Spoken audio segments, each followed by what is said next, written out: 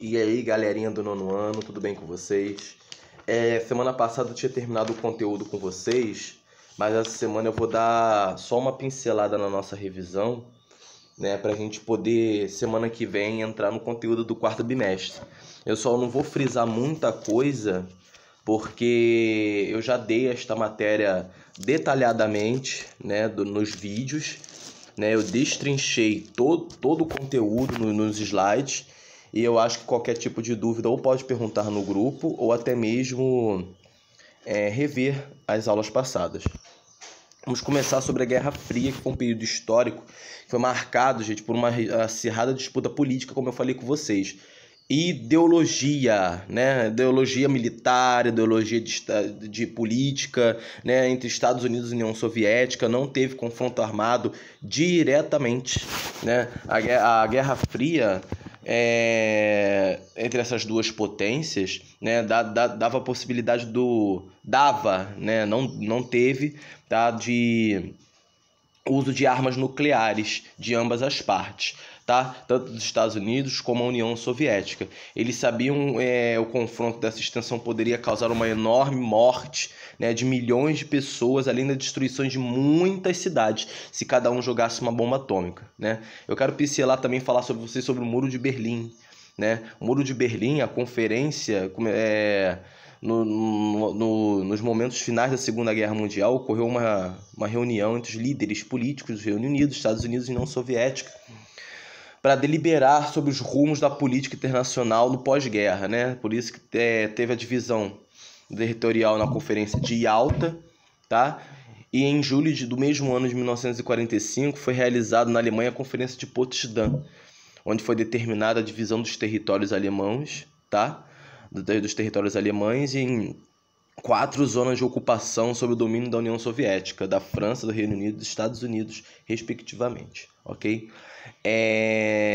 Com tudo isso, esse acirramento todo dessa política entre Estados Unidos e União Soviética, diante da crise econômica e que a França e a Inglaterra ainda se encontraram no território alemão, né, se reorganizavam em 2 áreas de ocupação, tá? Originando dois países conferentes, né, que é a República Democrática Alemã, Alemanha Oriental, como sede de Berlim e com apoio da União Soviética e a República Federal Alemã, que é a Alemanha Ocidental, tá? A divisão territorial da Alemanha também atingiu a cidade de Berlim, que acabou sendo reorganizada com o acordo dos objetivos dos Estados Unidos e da União Soviética. Outro ponto que eu também quero falar com vocês é o Plano Marshall e o Comecon, tá? Que diante da destruição política e econômica na Europa após o fim da Segunda Guerra Mundial, o governo dos Estados Unidos decidiu desenvolver um plano de recuperação econômica na Europa com o objetivo de diminuir as chances dos avanços socialistas do Ocidente, né? Assim foi criado o Plano Marshall pelo general George Marshall, tá? Que propôs a criação de um amplo plano econômico que veio a ser conhecido como o Plano Marshall, né? Uma série de empréstimos, baixíssimos juros, né? Além de investimentos no setor de serviços públicos, tá? Dessa forma, embora tivesse realmente ajudando na reconstrução da Europa, os Estados Unidos mantinham sua economia em constante crescimento e que favorecia a manutenção de sua hegemonia política e econômica, tá? Em resposta ao plano, né, econômico, a União Soviética se propôs também seus países aliados a criação do Comecon, que é o Conselho para Assistência Econômica Mútua. O Comecon foi criado com o objetivo de impedir os países do leste europeu que se sentissem atraídos pela oferta de ajuda econômica dos Estados Unidos, ok? Guerra da Coreia. Após a derrota dos Estados Unidos, após a derrota para os Estados Unidos na Segunda Guerra Mundial, o governo japonês teve que abrir mão de alguns domínios territoriais para eles, tá? Logo após o fim da Segunda Guerra, a Península Coreana foi dividida entre a União Soviética e os Estados Unidos, tá? Ao norte do paralelo 38 graus surge a República Democrática da Coreia, um regime socialista sob a tutela da União Soviética, tá? Outra proporção ao sul do paralelo do Japão da Coreia foi ocupada pelas tropas americanas e foi fundado governo capitalista sob a liderança de Syngman Rhee, o político coreano que havia sido exilado nos Estados Unidos. Tá? No dia 25 de junho de 1950, as tropas norte-americanas cruzaram a fronteira, tá? Invadiram o sul e, chegando rapidamente à capital Seul, tá? Diante da invasão do Conselho de Segurança da ONU, autorizou o envio de tropas para auxiliar os sul-coreanos. Tá? Os Estados Unidos solicitaram o Conselho de Segurança das Nações Unidas a formação de uma força militar multinacional para defender os sul-coreanos. Ok? Lembrando que eu só estou dando uma pincelada, tá? A Guerra do Vietnã. A Guerra do Vietnã começou em 26 de abril entre 26 de abril e 20 de julho de 1954, tá? Ocorreu em Genebra, na Suíça, a conferência com o objetivo de decidir sobre o destino político da Indochina, né, conhecida como a Conferência de Genebra. O evento decidiu pela divisão temporária do Vietnã, duas zonas, República Democrática do Vietnã e a República do Vietnã. Essa divisão do Vietnã deu reflexo do equilíbrio das forças entre Estados Unidos e União Soviética, e a República Democrática do Vietnã era liderada pelo Ho Chi Minh, tá? Com o capital em Hanoi, né, na República do Vietnã. Em meados de 1960, à frente da Libertação Nacional, né, a organização com tendências socialistas em pleno território sul-vietnamita, a FLN, como a gente conhece, né, era chamada e se levantou a oposição no governo em Saigon e era apoiada pela União Soviética. Corrida espacial e armamentista. Tanto os Estados Unidos como a União Soviética se envolveram em uma espécie de competição tecnológica que gerou uma série de inovações técnicas e conhecimentos específicos. Essas inovações técnicas tornaram possíveis, como sabemos, o desenvolvimento dos armamentos mais sofisticados e letais, porém não foi apenas isso. Tá? O avanço científico alargou os horizontes da humanidade e elevou os governos das grandes potências a buscarem novas maiorias e conquistas. O céu não era mais o limite, mas sim um espaço universo desconhecido. E assim teve, após as missões, né, diante das possibilidades dos Estados Unidos e União Soviética, direcionaram recursos para chegar ao espaço. E assim tiveram, né, o primeiro homem no espaço. Em 1957, os soviéticos alcançaram o Sputnik, o primeiro satélite a ir ao espaço e orbitar o planeta. Em novembro do mesmo ano, os russos lançaram o Sputnik 2. Dentro da nave foi a bordo o primeiro ser vivo a sair do planeta, né, que foi a cadela Laika, como eu falei com vocês. E a partir de então, a rivalidade entre os dois países aumentou a ponto do presidente dos Estados Unidos, John F. Kennedy, né, prometer invadir os astronautas americanos da Lua, trazê-los de volta. Tá? A corrida espacial se tornou secundária entre os anos 1960 e 1970. Tá? Mas volta a ter força no cenário político americano nos anos 80. Tá? E pode ser considerado o último episódio daquela disputa entre Estados Unidos e União Soviética. O presidente dos Estados Unidos, Ronald Reagan, anuncia investimentos na construção de um sistema espacial de defesa antimísseis balísticos, tá? Oficialmente demonida inicialmente pela estratégia de defesa conhecida como Guerra das Estrelas. A contracultura, o nome ele foi dado, né, pela imprensa dos Estados Unidos, meados da década de 1960, a se referir a um conjunto de novas manifestações que se desenvolveram naquele período. Também nessa época aparece o rock, as barbas longas, as roupas coloridas, né? O pessoal que se colocava contra a guerra, o pessoal hippie, ok? Descolonização afroasiática. A gente começa a falar sobre a Conferência de Bandu, tá? Que a Segunda Guerra Mundial foi importante para o surgimento e desenvolvimento emancipacionista nos continentes africano e asiático. Contudo, o contexto da Guerra Fria, no qual os Estados Unidos e a União Soviética tentaram estabelecer uma divisão bipolar do mundo, com o objetivo de defesa de seus interesses ideológicos. Tá? Diante do perigo do surgimento de novos conflitos armados, com a Guerra da Coreia em 1950 a 1953, as nações pertencentes chamadas Terceiro Mundo começaram a se organizar, a formar um grupo independente do antagonismo entre Estados Unidos e União Soviética. Independência da Índia. A partir dos meados do século XVI, os europeus começaram a se infiltrar no território indiano, instalando feitorias no litoral, cientes no potencial econômico do comércio indiano. No início do século XVII, o governo britânico decidiu dominar o comércio indiano através de sua Companhia das Índias Orientais. Diante do século XIX, o governo britânico criou a doutrina de preempção, que lhe dava o direito de anexar determinados principados, onde os chefes houvessem falecido, deixar herdeiros na política, acabou gerando revoltas, com os cipaios, e foi suprimida pela Inglaterra. Durante esse período, surge o Partido do Congresso em 1885, sob a liderança de Jawaharlal Nehru, se esforça na luta de emancipação, o papel de grande líder no processo de emancipação na Índia. Pode ser dado também os Mohandas, o famoso Gandhi, conhecido como Mahatma Gandhi. Independência da Argélia.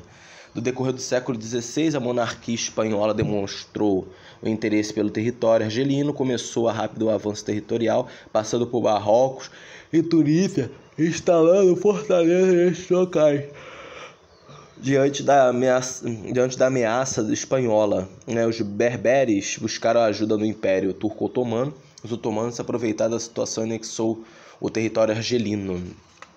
Conforme iam se instalando em território argelino, os franceses também confiscaram terras mais férteis, e os argelinos começaram a destruir as cidades entre os cidadãos franceses que migravam para a França e na Argélia.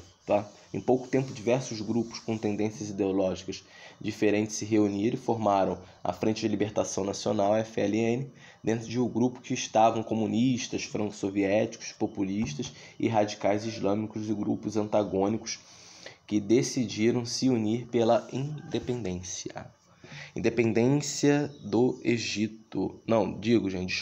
Independência de Angola e Moçambique. Durante o século XX, a economia portuguesa não conseguia gerar emprego suficiente para absorver a grande quantidade de mão de obra local, e por esta razão começou a incentivar a ida de desempregados para as suas colônias africanas. Muitos portugueses migraram para as colônias e buscando encontrar a situação melhor.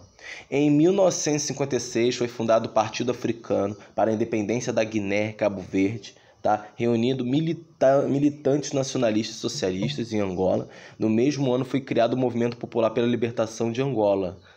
Logo em seguida foi fundado em Moçambique a Frente de Libertação de Moçambique.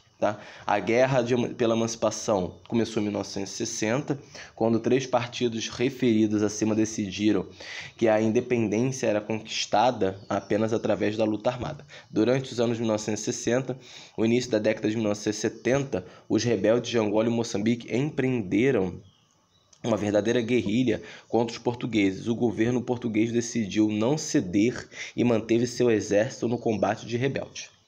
Agora, a independência do Egito.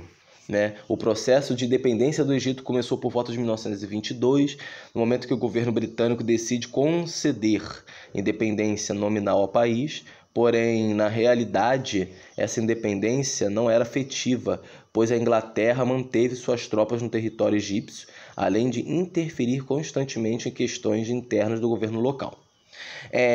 O primeiro-ministro demitiu para evitar qualquer retaliação inglesa, porque foi descoberta a participação dos membros do seu partido no assassinato do comandante das tropas inglesas. Depois do falecimento do rei Fuad, seu filho Farouk I, aliou-se nacionalistas do partido Wafd. Os militantes se sentiram prejudicados com o regime monárquico em 1952, e um grupo de oficiais chefiados pelo general Abdel Nasser né, organizou um golpe de Estado obrigando o rei Farouk a abdicar. O movimento dos oficiais livres escolheu o general Mohammed Nagbi para assumir o cargo de líder de nova República do Egito. O caso sul-africano. Assim como o restante do continente africano, a África do Sul era inicialmente habitada por povos negros e nativos, como os Zulus e os Bosquianos, né? Porém, é interessante a gente ver essa lista que não tardou a chegar neste território rico em minas de diamante, de ouro. Os primeiros europeus a ocuparem a região foram os holandeses durante o século XVII, e depois que as notícias da existência do ouro na região chegaram ao conhecimento do governo britânico, esses decidiram invadir o local a partir do século XIX. As tensões entre os brancos de origem holandesa, os Boers, né, e os negros começaram quando, em 1911, os Boers começaram a monopolizar os cargos políticos e impuseram uma série de leis racistas contra a população de origem negra, tá? Populismo na América Latina. Lembrando que eu só estou passando por cima, né? Porque o conteúdo todo já está no canal. Depois da Segunda Guerra Mundial, a política ficou fragilizada, tornando possível o surgimento de novos tipos de regimes políticos que tinham como objetivo de conter o avanço dos ideais revolucionários oriundos principalmente da União Soviética. Para combater a influência revolucionária sobre os movimentos operários, alguns políticos latino-americanos começaram a adotar uma nova prática que ficou conhecida como através do termo populismo, tá? Vamos começar a falar sobre o peronismo. O peronismo no Brasil foi o único país latino-americano a ter passado por governos populistas, tá? O populismo também floresceu na Argentina, ex-militar chamado Luan Domingo Perón, né? Governou o país duas vezes, em 46 a 55 e 73 a 74. Durante seu primeiro governo, Perón conseguiu atrair para si as esperanças dos mais pobres e dos trabalhadores. Um dos principais objetivos era a recuperação da economia argentina. Para isso, defendia a nacionalização dos recursos naturais e a expansão da indústria. Dentro deste processo de expansão da indústria, tornava-se urgente para o Estado organizar a classe operária em benefício próprio, não deixando a brecha para a ação das forças políticas de oposição. Apoio popular indispensável alcançar os objetivos dentro de um populismo, tá? O populismo no México. O populismo no México teve início a partir do presidente Lázaro Cárdenas, tá? Que governou o México entre 1934 e 1940. Sua carreira política iniciou durante a Revolução Mexicana, em 1910. E em 1913, Cárdenas decidiu entrar para o México Revolucionário, onde foi se fortalecendo enquanto figura dentro do México, tá? Principal propósito seu novo governo era modernizar a economia e a sociedade através da realização do plano sexenal, tá? Basicamente visava aumentar a influência estatal na economia da sociedade, diminuir a independência de relação ao capital estrangeiro, otimizar as relações de produção entre capital e trabalho. República Democrática no Brasil, tá? Governo Dutra, eleição do general Eurico Gaspar. Dutra teve início do período democrático na política brasileira após o Estado Novo, né? Dutra assumiu a presidência em 51 e organizou um programa que tinha como principal objetivo impulsionar o desenvolvimento no país. Getúlio Vargas, o governo democrático que durou de 1951 a 1954. No ano de 1950, a marca de retorno de Getúlio Vargas à presidência do Brasil, desta vez eleito de maneira democrática. Vargas venceu as eleições contra o candidato Eduardo Gomes, da UDN. E eu também quero destacar para vocês que o retorno de Vargas à presidência está diretamente ligado ao seu prestígio conquistado junto aos trabalhadores. O governo democrático de Vargas é marcado por características populistas, principalmente em relação às suas aparições e discursos. No entanto, o presidente buscou seguir diante com sua política de conciliação entre os trabalhadores e a classe burguesa. Tal política de conciliação é atrelada aos comportamentos populistas que acabou contribuindo para o surgimento dos apelidos do pai dos pobres e mãe dos ricos.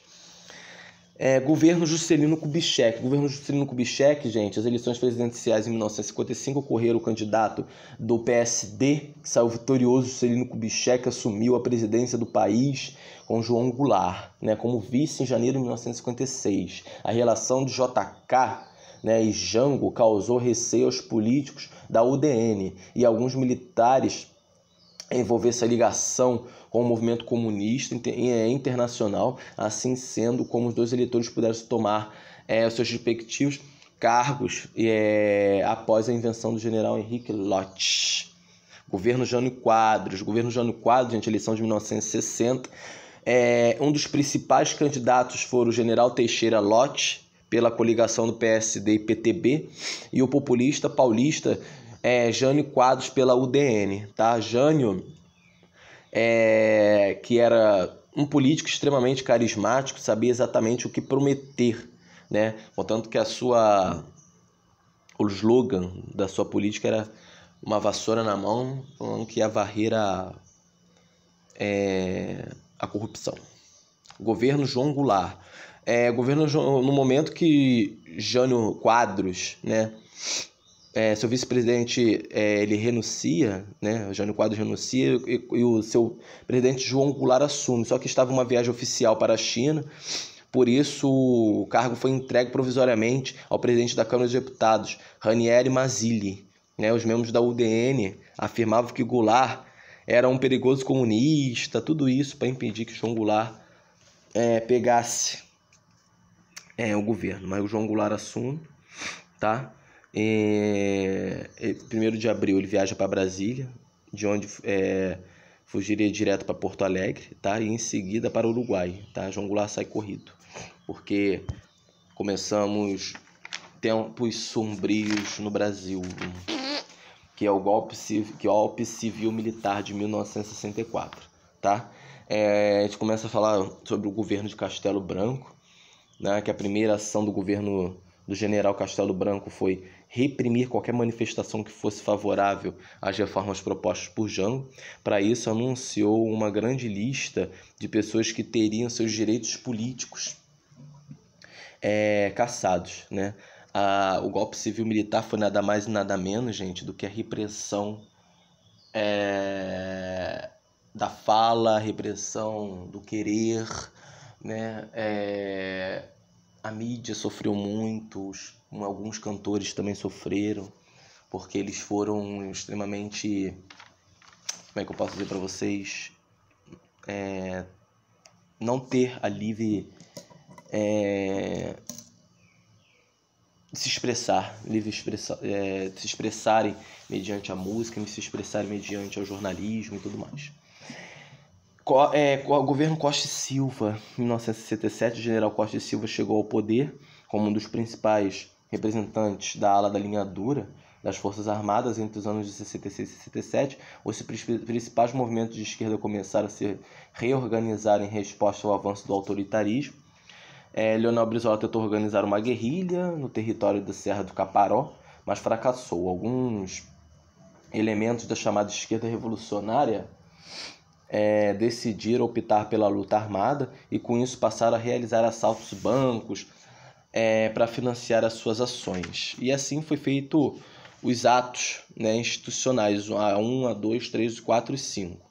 O 5, nada mais nada menos, né, foi a suspensão do habeas corpus, no caso de crime político, censura dos meios de comunicação, limitação dos direitos de liberdade de expressão, suspensão dos direitos políticos até por 10 anos e fechamento do Congresso.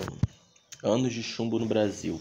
Os anos de chumbo do Brasil foi uma política de repressão, né, entre os presidentes militares Emílio Médici e Ernesto Geisel. Foi criado no governo Médici os órgãos de repressão contra os movimentos de guerrilheiros entre esquerda, né, e sim, a caça, né, desses grupos políticos, do DOPS, do CNMAR, do DOI, do COD, né? E assim começaram a tortura com um método político. Eles pegavam as pessoas, levavam para um quarto escuro e assim, às vezes soltavam uma serpente no quarto escuro até dizer quem era, amarrava a pessoa afogava a pessoa no barril de água, torturas assim bem antigas, amarrava o braço da pessoa, puxava, né? Mulheres também, pegavam mulheres, colocavam um rato para o rato roer a mulher por dentro, entre outros tipos de coisas extremamente bizarras. Quem fizesse a resistência ao regime militar aqui no Brasil, né? E foram coisas que a gente jamais pode repetir, porque é uma coisa que eu acho assim, uma coisa fora subhumana esse ocorrido, né? Porque é uma coisa que você não pensa no próximo, mas ensina-se as ideologias políticas. Milagre econômico. Durante os anos em que o general Emílio Garazzo, né, Médici, esteve na presidência, o país passou por um suposto milagre econômico, tá, gente? Em 1969 e 1974, as taxas de inflação não passaram de 18% e o PIB cresceu 11,2% ao ano, alcançando 14% em 1973. Em 1968, o governo dos Estados Unidos passou a direcionar milhões de dólares através do Plano Marshall aos países em desenvolvimento. Os presidentes militares souberam aproveitar a oportunidade e investiram recursos estrangeiros no desenvolvimento industrial brasileiro, e além disso, o mercado britânico se disponibilizou a emprestar milhões de dólares de juros baixos que foram bem aceitos pelo regime militar. Médici utilizou recursos adquiridos pelo meio de empréstimo para realizar uma série de investimentos em infraestrutura e industrialização no Brasil. Experiências autoritárias na América Latina, né? A ditadura militar na Argentina começou em 1952, o populista Juan Domingos Perón se reelegeu, mas saiu, né? Quando o Perón consegue novamente sua reeleição, mas contudo, após a sua morte em 1974, a sua esposa vice Isabelita Perón assume o governo durante um curto período. Isabelita Perón, gente, esteve à frente do governo da Argentina, passou por uma crise econômica dentro do seu governo, tá? Em média, aproximaram-se os militares e organizaram um golpe de Estado. Em março de 1976, as Forças Armadas derrubaram a presidente, tá? E a justificativa é que ela não tinha autoridade suficiente para dirigir o país. E assim quem assume, né, começa a ditadura militar na Argentina, tá? Guerra das Malvinas. A Guerra das Malvinas começou em 1982 com uma forma de restabelecer o apoio popular ao regime militar, que sofria diversas manifestações. O governo resolveu reivindicar e invadir o território das Ilhas das Malvinas, né, que estavam sob o domínio da Inglaterra. As Ilhas das Malvinas eram reivindicadas desde o século XIX pela Argentina, mas a decisão dos militares de iniciarem o conflito se deu em parte para estabelecer o sentimento do patriotismo dos argentinos e promover a estabilidade interna para o seu governo, tá? No Chile, a gente começa a falar sobre o governo de Salvador Allende, né, que foi eleito em 1970 pela Unidade Popular.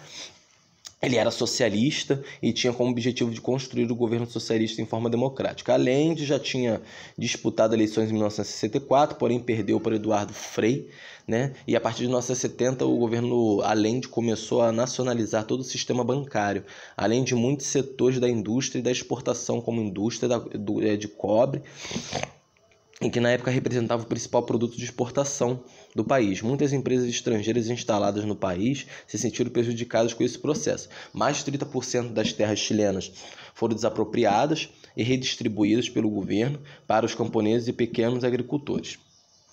Tá? Golpe militar de 1973. A parcela da sociedade chilena não tinha votado em Allende, estava satisfeito com a nacionalização e estatização dos bancos privados e empresas estrangeiras. A exploração dos minérios da classe média e as forças armadas começaram a se organizar diante do avanço do operariado e das camadas mais populares, assim como dos camponeses. Do exterior do governo dos Estados Unidos, dos países sob ditaduras militares do Brasil, né? Ficassem escondidas a organização do golpe do Estado contra Salvador Allende, tá? E assim a diminuição dos investimentos estrangeiros resultou a queda da produção industrial, né, em que se encontrava o país. A pior ainda a situação das empresas de telecomunicações norte-americanas como International Telephone Telegraph, a ITT, passaram informações internas do governo chileno aos órgãos de inteligência dos Estados Unidos. O regime militar. O golpe militar liderado por Pinochet quebrou um longo período de democracia política no Chile e deu início a uma das mais violentas ditaduras militares da América Latina. O governo de Pinochet foi extremamente repressivo.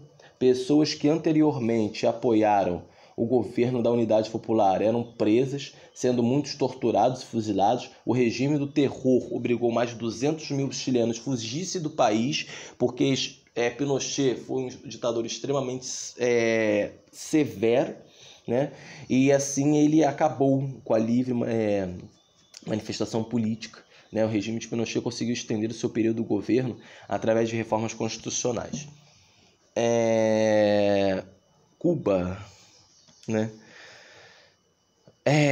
O governo Fulgêncio Batista, na primeira metade do século XX, a República Cubana tinha sua soberania limitada por conta da emenda Platt, concedia aos Estados Unidos o direito de intervir militarmente em Cuba quando achasse necessário. Em 1952 ocorreu uma eleição presidencial, no qual o candidato Fulgêncio Batista, já prevendo sua derrota, resolveu aplicar um golpe militar, tá? O governo Batista foi extremamente sanguinário, tendo feito diversos presos políticos, além de mortos e desaparecidos. Teve seu fim apenas em 1959. Quando o movimento revolucionário criou a força em Cuba, liderado pelas figuras de Fidel Castro e Ernesto Che Guevara, Camilo derrubaram o governo de Fulgêncio. Fidel Castro, que então era um nacionalista, passou a aproximar o governo cubano da União Soviética através de acordos comerciais. Estados Unidos, através da CIA, começaram a treinar grupos exilados de Cuba no estado da Flórida, que veio invadir Cuba através da Baía dos Porcos. Em abril de 1961, o grupo chegou a desembarcar, mas recebeu pesados ataques do exército cubano e, no fim, falharam na sua missão. O governo socialista permanece até os dias atuais em Cuba, tá? E conseguiu bons resultados em relação a uma educação pública universal e um sistema de saúde unificado e de qualidade. Uruguai, gente, até meados de 1963, o Uruguai foi governado pelos conservadores do Partido Blanco, tá? Um certo grupo de guerrilheiros conhecidos como os Tupamaros, né, iniciaram um movimento de oposição ao governo. No início da década de 1970, os militares apoiados pelo presidente Jorge Pacheco, Partido dos Colorados, promoveram um golpe civil-militar e iniciou um período de conturbado no país, marcado por perseguições políticas, torturas e mortes. O regime militar chegou ao fim apenas em 1985, ocorreu um plebiscito que retirou os militares do poder. Paraguai. O Paraguai viveu uma ditadura militar mais longa entre as ditaduras ocorridas na América Latina, com duração de 35 anos, em 1954 a 1989. O golpe militar paraguaio ocorreu no ano de 1954, que resultou na expulsão do presidente Federico Chávez do poder e a ascensão do general Alfredo Stroessner, ok? Então é isso, galerinha. Fique com Deus, tá? E até a próxima.